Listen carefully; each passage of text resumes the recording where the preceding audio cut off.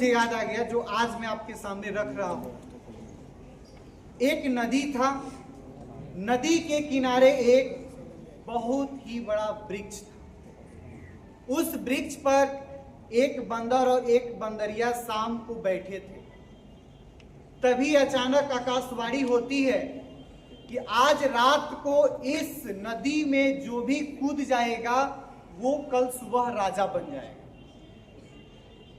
दोनों सुने, दोनों सुनने के बाद कहे ये क्या सब झूठ है, कौन नदी में कूदेगा तो कोई राजा बन जाएगा, ये गलत है। दोनों इस बात को चर्चा किए। चर्चा करने के बाद पेड़ पे आराम से सो गए।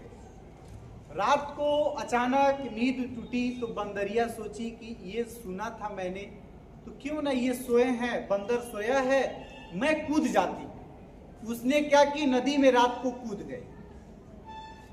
सुबह हुआ, बंदर उठा, देखा कि भाई मेरी बंदरिया किधर है, यहाँ पे थी नहीं है। अब वो चिल्लाना शुरू कर दिया, बंदरिया बंदरिया किधर हो किधर हो। कुछ समय के बाद उस नदी में से एक सुंदर रूप में, रानी के रूप में बंदरिया बाहर निकल करके बोलती है, मैं हूं आपकी बंदरिया। ये कैसे, अब सोच में पड़ गया बंदर कि आखिर ये क्या है, ये तो बंदरिया पहचान में नहीं आ रही, ये तो रानी बन गई है। कुछ समय के बाद रानी ने यानी उस बंदरिया ने बड़ा अच्छा सीख दी जो हम सभी के लिए है।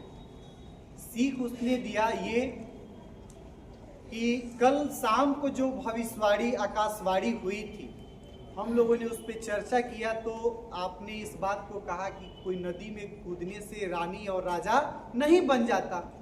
फिर हमने सो गए। सोने के बाद से मुझे आया ठीक है, नदी में कूदने से अगर राजा रानी नहीं बनेंगे तो फिर बंदर बंदरिया तो रहेंगे। मैंने प्रयास किया और प्रयास का रिजल्ट है कि मैं आज बंदरिया से रानी बन गई और आप बंदर से बंदर ही।